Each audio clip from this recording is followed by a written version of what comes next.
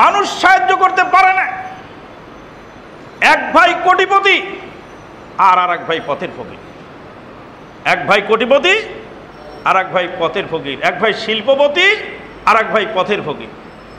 বড় ভাই পথের ফকির আর ছোট ভাই শিল্পপতি।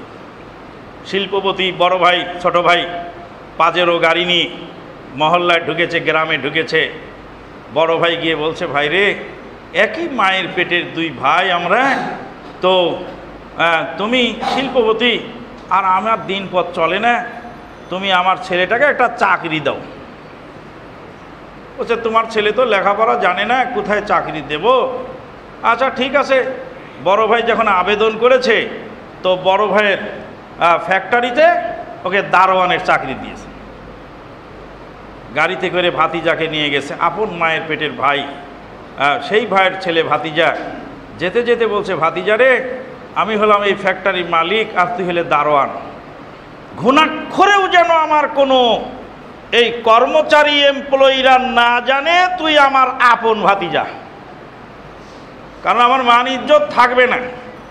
আমার ভাতিজা লেখাপড়া না করে দারোয়ানের চাকরি করে, এটা আমার প্রেস্টিজ হ্যাম্পার।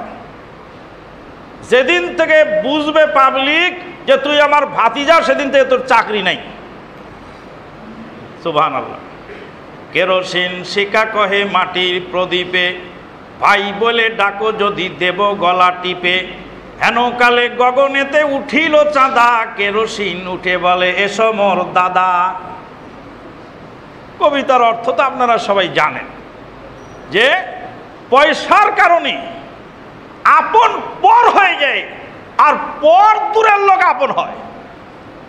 সেরে বস্তুবাদী চিন্তাধারার কারণে মানুষ পশুতে পরিণত।